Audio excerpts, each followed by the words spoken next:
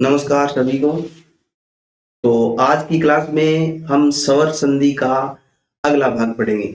अभी तक हमने पढ़ लिया है स्वर संधि का भाग दीर्घ स्वर संधि और गुण स्वर संधि। इसको रिपीट कर रहे एक बार, कोई चीज समझ में नहीं आई है तो वो पार्ट इसमें समझ में आ जाएगा। संधि क्या होती है वो मैंने पीछे की क्लास में बता दिया, स्वर संधि क्या होती है वो भी पीछे की क्लास में बता दिया। अब दीर्घ स्वर संधि को पढ़ लिया और गुण स्वर संधि को पढ़ लिया।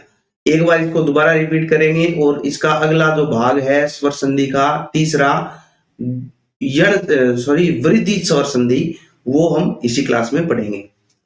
तो दीर्घ स्वर संधि के अंदर हमने क्या पढ़ा था कि अगर ए या आ के बाद में ए या आ आता है, यानी हर्षों के बाद में दीर्घ आता है या दीर्घ के बाद में भी हर्षव आता है या दीर्घ आता है। हर्षव स्वर कौन से थे वो हमने देख लिया, दीर्घ स्वर कौन से थे वो भी हमने देख लिया। ठीक है, तो यहां पर मैंने क्या बताया कि जो अपने पास दीर्घ स्वर संधि है उसमें ए या आ आता है, या ए या आ के बाद में अगर ए या आ आता है तो उसका दीर्घ रूप हो जाता है। ठीक है, यही पढ़ा था। और पढ़ा था हमने ई और ई के बाद में, ई और बड़ी ई के बाद में अगर ई छोटी ई या बड़ी ई आती है तो उसका भी ई हो जाता है। ऊ या बड़ा ऊ के बाद में अगर ऊ या बड़ा ऊ आता है तो उसका ऊ हो जाता है।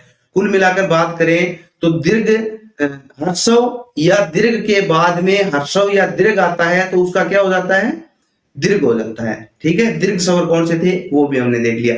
जैसे शताधिक है तो इसको हम कैसे लिखेंगे, सत प्लस अधिक। अब इसको हम अगर गौर से देखें, इसका विच्छेद हमने कर दिया, परीक्षा में विच्छेद करना पूछेगा या फिर विच्छेद किया हुआ देगा और इसका रूप क्या बनेगा, इसका शब्द क्या बनेगा वो हमसे पूछ सकता है, या पूछ सकता है इसमें कौन सी संधि है। तो जैसे सप्ताधिक है तो इसकी हमने संधि विच्छेद कर ली, सप्त प्लस अधिक कर ली। अब देखिए क्या ये अपना संधि विच्छेद सही है, इसको देखने के लिए हम क्या करेंगे, यहां पर हमें पता है तय के अंदर क्या है, आधा तय है और है पूरा स्वर है अपने पास, और अधिक में अपने पास ये देखो कौन सा स्वर है, ए है। ठीक है, तो इस क्लास में हमने क्या पढ़ा था कि ए के बाद में ए आता है तो उसका क्या हो जाता है, आ हो जाता है। यानी ये जो आ की मात्रा है ये किस पर चली जाएगी, तय पर चली जाएगी। इस तय पर ये आ की मात्रा चली जाएगी तो ये क्या हो जाएगा, ता हो जाएगा। ठीक है, तो शताधिक हो जाएगा ना, सत प्लस अधिक ये हो जाएगा शताधिक। ये आगे का आपने वर्ण लिख दिया और ये आगे का पूरा लिख दिया, तो ये क्या बन गया, शताधिक बन गया। इसी प्रकार तीर्थाटन है तो इसको हम संधि विच्छेद करेंगे तो क्या करेंगे, तीर्थ प्लस अटन करेंगे। अब हम देखेंगे क्या ये अपना जो किया है वो सही है या गलत है। तो इस थ के अंदर क्या है, आधा थ है और प्लस में ए है। ठीक है ना, और फिर बाद में अटन का ए हमारे पास स्वर आ गया तो ए और ए मिलकर क्या बनाएगा, आ बनाएगा। और ये आ की मात्रा किस पे चली जाएगी, इस थ पर चली जाएगी तो ये क्या हो जाएगा, था हो जाएगा। और आगे का ये अटन है तो आगे क्या बचा हमारे पास, टन बचा। ठीक है, और पीछे क्या था, तीर्थ था। ठीक है, तो ये क्या हो गया, तीर्थाटन हो गया। इस प्रकार से करना है। मोहांद, ठीक है, अब मोहांद का करेंगे तो क्या होगा, मोह प्लस अंध, मोह प्लस अंध। इसमें भी क्या है के साथ में क्या है, ए है और आगे क्या है, आधा है। ठीक है, प्लस अंध में क्या है, ए है तो ए और ए मिलकर क्या बनाते हैं, आ बनाते हैं। और ये आ की मात्रा किस पर चली जाएगी, इस है पर चली जाएगी तो ये क्या हो जाएगा, मोहांद हो जाएगा। ठीक, प्रश्न किस प्रकार से है दोबारा सुन लेना। या तो एक कोई आपको शब्द देगा उसका संधि विच्छेद करना पूछ लेगा, या फिर संधि विच्छेद किया हुआ देगा और उसका आपको पूरा शब्द पूछ लेगा, या फिर इस प्रकार से आपको पूछ लेगा कि शताधिक में कि कौन सी संधि है, तीर्थाटन में कौन सी संधि है, मोहांद में कौन सी संधि है। तो ये आपको ध्यान रखना है। तो जैसे शब्द आ गया हमारे पास कुशासन, अब पूछ लिया कुशासन में कौन सी संधि है तो पहले हम क्या करेंगे, इसका संधि विच्छेद करेंगे। कैसे करेंगे? कुशासन का कुश प्लस आसन, कुश प्लस आसन, ऐसे किया। अब हम चेक करेंगे क्या ये सही है या गलत है। तो इस स के अंदर आधा स है, प्लस में ए है, ठीक है ना। और आसन में जो स्वर है वो कौन सा है? आ है। हमने अभी क्या पढ़ा था पीछे की क्लास में और अभी की ए और ए आ मिलकर, ये देखो ए के बाद में अगर आ आता है तो वो क्या हो जाता है? दीर्घ रूप हो जाता है, आ हो जाता है। और ये आ की जो मात्रा है वो किस पर चली जाएगी? इस स में चली जाएगी। तो ये क्या हो जाएगा? सा हो जाएगा। आगे क्या है? सन है। और इसके आगे क्या है? इस स के आगे वो हम लिख देंगे। तो ये क्या बन गया? कुशासन बन गया। इस प्रकार से आपको करना है। अगला है गमनागमन। तो हम इसको क्या करेंगे? गमन प्लस आगमन, गमन प्लस आगमन, गमन प्लस आगमन, ठीक है। तो यहां पर क्या कौन सा स्वर है? ए है। और यहां पर आ स्वर पहले से है। तो ये ए और आ मिलकर क्या बनाएंगे? आ बनाएंगे। और ये आ की मात्रा किस पर चली जाएगी? इस न के आगे आ की मात्रा चली जाएगी। इसको मैं अभी कर देता हूं डिलीट, इतने को।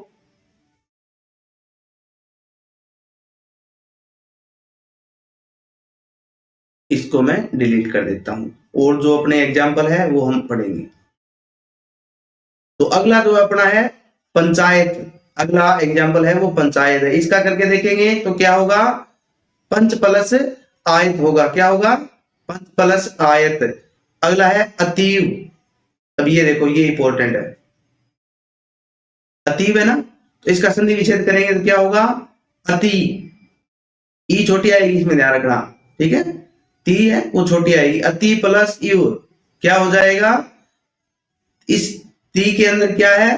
आधा तय है, प्लस में छोटी ई है, ये है ना। प्लस में ई और आ गई इधर, ई इधर आ गई। तो छोटी ई और छोटी ई मिलकर क्या बनाता है? बड़ी ई बनती है, ठीक है ना। तो ये बड़ी ई की मात्रा किस पर चली जाएगी? इस तय पर बड़ी ई की मात्रा चली जाएगी। तो ये क्या हो जाएगा? अतीब हो जाएगा इस प्रकार से, ठीक है। अतीब। इसी प्रकार मुनिद्र है। मुनिंद्र में क्या करना है? मुनि, मुनि प्लस इंद्र, मुनि प्लस इंद्र, ये हो जाएगा मुनि प्लस इंद्र। यहां पर ई है और ये ई है, तो ये दोनों मिलकर क्या बनाएंगे? बड़ी ई बनाएगा। तो ये बड़ी ई की मात्रा इस नए पर चली जाएगी। तो ये हो जाएगा मुनिंद्र, ठीक है ना। इस प्रकार से करना है। जैसे लघुर्मी है, तो इस लघुर्मी को कैसे करेंगे? लघु प्लस उर्मी, ठीक है ना। उर्मी में ऊ हमेशा बड़ा आएगा। अब कल मैंने एक पीडीएफ दी थी, इसमें बताया था कि ईश्वर है, ईक्षण है, ईश है, ईश है, ऊर्मी है, ये कई प्रकार के शब्द है जिसमें ऊ हमेशा बड़ा होता है, इसमें ई हमेशा बड़ा होता है। तो ये आपको ध्यान में रखना है। इसको मैं करता हूं एक बार डिलीट। और आगे अधिक्षण। जैसे ईक्षण मैंने क्या बताया? बड़ा है ना, तो इसमें क्या करेंगे? अधि प्लस ईक्षण, अधि प्लस ईक्षण करेंगे, ठीक है। अधि, अधि में धी छोटा आ गया, प्लस ईक्षण में ई बड़ा आएगा, ईक्षण, ठीक है। तो ये क्या हो जाएगा? यहां पर ई की मात्रा है और यहां पर बड़ी ई की मात्रा है, ठीक है ना। तो ई और ई मिलकर क्या बनाता है? बड़ी ई बनती है। तो बड़ी ई की मात्रा इस ध पर चली जाएगी। तो ये क्या हो जाएगा? अधीक्षण हो जाएगा। इस प्रकार से करना है, ठीक है। इसमें जितने ज्यादा आप एग्जाम्पल करोगे उतना ही आपके लिए बढ़िया रहेगा। तो सबसे ज्यादा अपने को एग्जाम्पल करके देखने हैं। कोई चीज समझ में नहीं आती है तो वो पूछना है, ठीक है। इसमें रविंद्र में क्या आएगा? Ravi plus Indra, Ravi plus Indra. यहां पर ई की मात्रा है और यहां पर ई की मात्रा है। मैं बहुत आराम से समझा रहा हूं, फिर भी समझ में नहीं आ रहा है तो आप कमेंट कर सकते हो, ठीक है ना। तो ये हमने देख लिया, लघुर्मी में देख लिया, भानुद्य में देख लिया, ये आप करके देखना, ठीक है। इसके बाद में अगला हमने पढ़ा था स्वर संधि का अगला रूप हमने कौन सा पढ़ा था?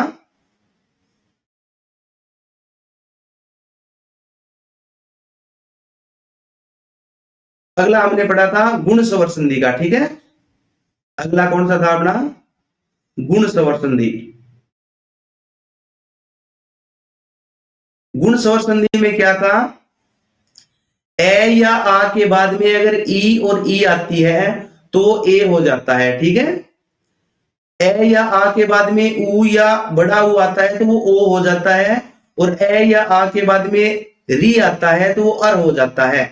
यानी गुण स्वर जो मैंने बताए थे कल आपको, गुण स्वर कौन से होते हैं, गुण स्वर दो होते हैं, ए और ओ, ए और ओ। तो मुख्य रूप से ए और ओ का बनना ही गुण स्वर संधि है। जैसे देवेंद्र है, अब इसका संधि विच्छेद करेंगे तो क्या होगा, देव प्लस इंद्र, देव प्लस इंद्र। अब यहां पे देखेंगे क्या कौन सा स्वर है देव में, वह में कौन सा स्वर है, ए स्वर है, प्लस में यहां पर ई है, तो ए और ई मिलकर क्या बनाते हैं, ए बनाते हैं। तो ये क्या हो जाएगा, इस ए की मात्रा इस देव पे चली जाएगी। एक चीज आपको ध्यान रखनी है, अगर ये देवेंद्र नाम ऐसे है ना, देवेंद्र, यहां पर ए की मात्रा है तो यहां पर स्वर हमारे पास ये ए है, ठीक है। अगर मात्रा कहीं पर दो होती है ना तो वहां पर ये आई होता है, ये बात ध्यान रखनी है, ठीक है। जैसे आगे हम एग्जाम्पल पढ़ेंगे, एक एक एक, ठीक है, एक एक। अब एक एक में दो मात्रा लगी है ना तो यहां पर कौन सा स्वर है, ऐ स्वर है, ठीक है। यहां पर स्वर जो है वो ऐ है, ये आपको ध्यान रखना है, ये अगले अगले टॉपिक में हम पढ़ लेंगे, ठीक है। तो देवेंद्र का हो गया गुण स्वर संधि में। और इसके बाद में ये देखो एक एग्जाम्पल हम लेते हैं, महोदय, ठीक है, महोदय है ना, महोदय है तो इसको क्या करेंगे, महा प्लस उदय, महा प्लस उदय। अब यहां पर देखो कौन सा स्वर है, आ स्वर है ना, प्लस में यहां पर कौन सा स्वर है, ऊ स्वर है। तो मैंने अभी क्या बताया, एक या आ के बाद में अगर ऊ या ऊ आता है तो वो क्या हो जाता है, ओ हो जाता है। ओ का मतलब ये ओ की जो मात्रा लगेगी वो किस पे लगेगी, इस है पर ओ की मात्रा लग जाएगी तो ये क्या हो जाएगा, हो जाएगा। और इनका मिलाप हो गया आपस में। अब यहां पर क्या बचा, दे बचा, ठीक है। और आगे क्या था, मैं था, तो ये पूरा का पूरा बन के क्या हो गया, महोदय हो गया, ठीक है। अगला अवसरोचित है तो इसको हम क्या लिखेंगे, अवसर प्लस उचित, अवसर प्लस उचित। अब यहां पे थोड़ा गौर करना, इस रे के अंदर क्या है, ए की मात्रा है और प्लस में यहां पर ऊ की मात्रा है, तो ये दोनों मिलकर क्या बनाएगा, ओ बनाएगा। और ओ की मात्रा किस पर चली जाएगी, इस रे पर चली जाएगी, तो ये क्या हो जाएगा, अवसरोचित हो जाएगा, क्योंकि ये ऊ तो आ गया ना काम में, तो ये अवसरोचित हो जाएगा। गंगोर्मी है, जैसे गंगोर्मी में क्या करेंगे, गंगा प्लस ऊर्मी। अब ऊ यहां पर बड़ा होता है, उर्मी में क्या है, ऊ बड़ा है, पहले भी बताया था।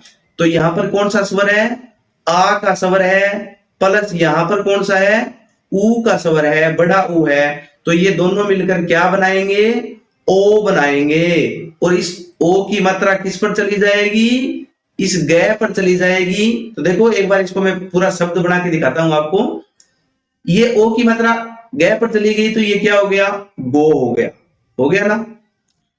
उर्मी में ये जो ऊ है वो इस संयुक्त के निर्माण में काम आ गया, यहां पर क्या बचा, ये बचा एक रमी बचा, ठीक है।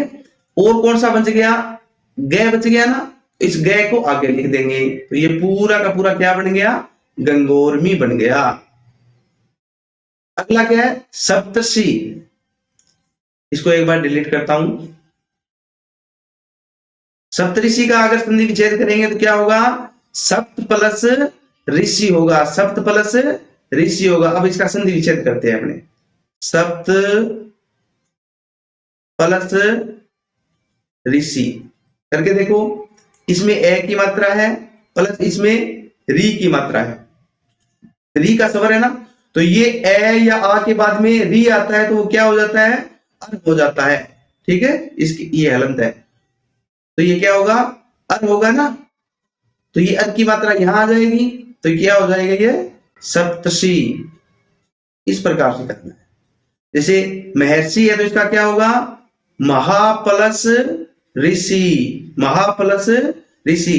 अब आप ये कहोगे कि महा को मैंने मह क्यों नहीं किया, तो मह का कोई अर्थ नहीं होता है। यहां पर जो दोनों शब्द आते हैं ना, इन दोनों शब्दों का अर्थ होना चाहिए कुछ ना कुछ।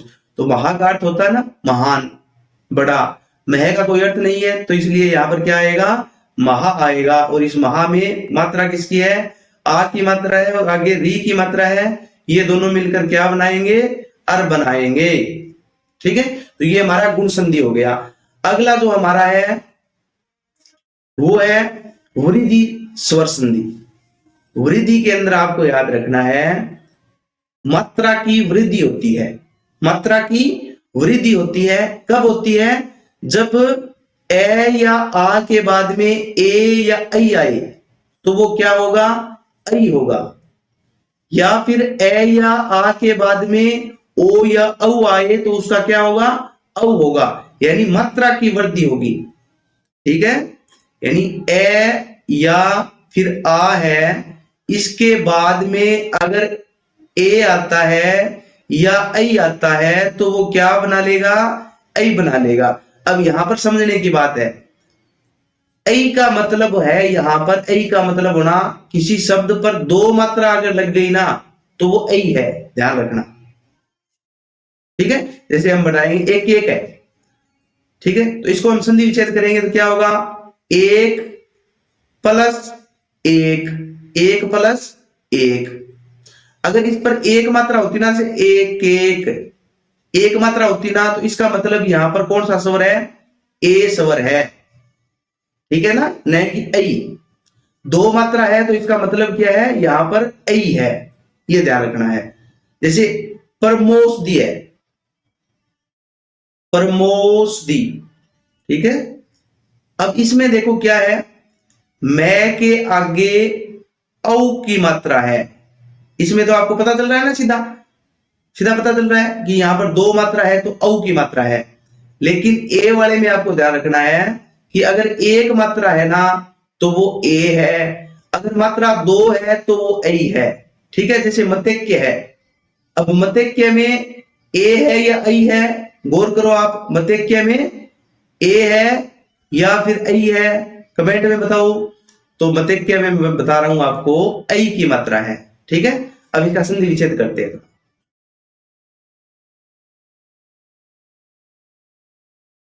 क्या बताया मैंने, ए या आ के बाद में अगर ए या ऐ आता है तो वो ऐ हो जाता है, या फिर ए या आ के बाद में ओ या फिर औ आता है तो वो क्या हो जाएगा, औ हो जाएगा। सिंपल सी चीज ये है कि मात्रा अगर कहीं पर दो है ना तो वहां पर वृद्धि स्वर संधि होगी, यानी मात्रा में वृद्धि हो रही है। ऐसे याद रखो, मात्रा में वृद्धि हो रही है तो वृद्धि स्वर संधि। एक एक का हमने किया तो कैसे करेंगे, एक प्लस एक, इसका अगर शब्द बनाएंगे तो एक के आगे स्वर कौन सा है, एक में ए स्वर है, प्लस ये ए स्वर पड़ा है ना। ठीक है, तो ए के बाद में ए आया, ए के बाद में ये मैंने बताया ना, ए के बाद में ए आता है तो ऐ हो जाता है। और इस ऐ की मात्रा कहां पर लग जाएगी, ऐ की मात्रा लग जाएगी इस कैप, कै पर लगेगी, तो ये कै पर ऐ की मात्रा लगेगी तो दो मात्रा लग जाएगी। ठीक है, ए की मात्रा लगेगी तो मैंने क्या बताया, एक मात्रा होगी। जैसे देवेंद्र है, देवेंद्र है ना, तो देवेंद्र में यहां पर एक मात्रा है, एक मात्रा है तो इसका मतलब यहां पर ए है।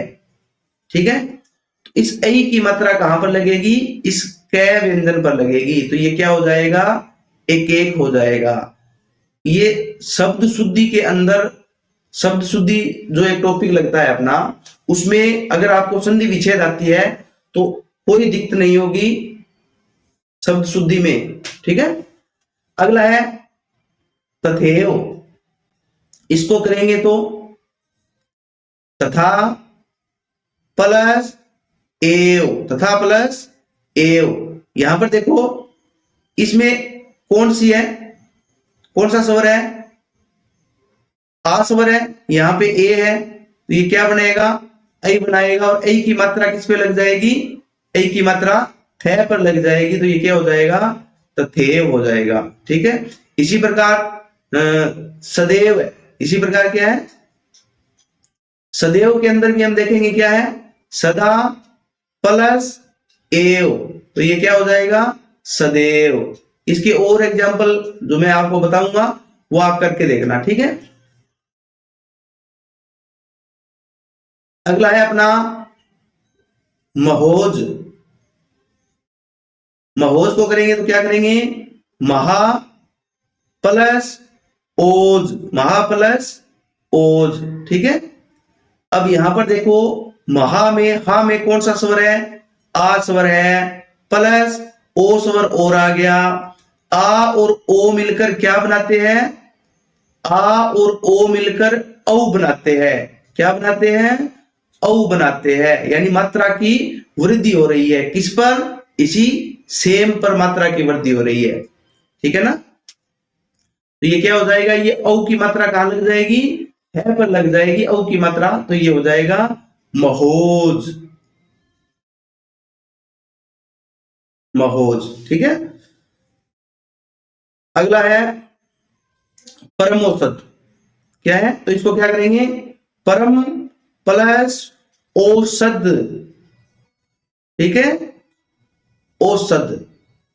इसमें कौन सा स्वर है, ए स्वर है, प्लस में यहां पर क्या है, औ है, तो ए और औ मिलकर क्या बनाएगा, औ बनाएगा, और इस औ की मात्रा किस पे चली जाएगी, इस मैं पे चली जाएगी, तो ये हो जाएगा परमोषध।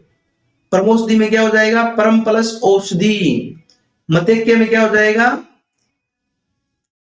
मत प्लस एक्य, मत प्लस एक्य। ठीक है। ऐ यहां पर एक के जो शब्द है वो बड़ा है, ठीक है ना, ये ध्यान रखना, एक के, तो ये ऐ की मात्रा इस पे चली जाएगी, तो मतेक्य हो जाएगा।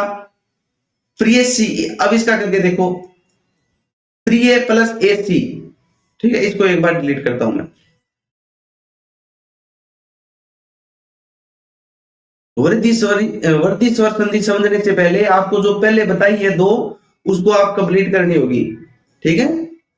बार बार अगर आप पढ़ोगे, उसके ज्यादा से ज्यादा एग्जाम्पल निकालोगे, तो ये कोई कठिनाई वाली बात नहीं है, ये आसानी से आपको समझ में आने लगेगी।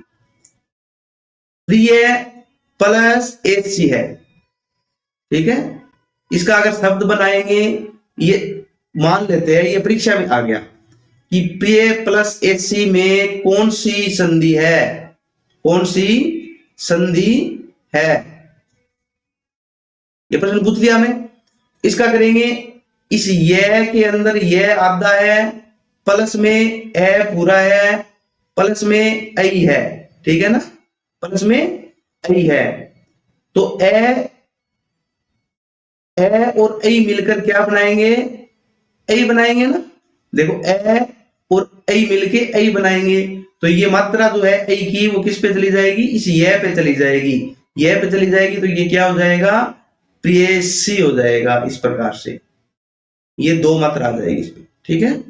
अब शब्द शुद्धि में काम आएगा, आपको ये पूछ लिया कि प्रियसी सही शब्द कौन सा है, जैसे एक हमें ये दे दिया प्रियसी, एक हमें ये दे दिया प्रियसी,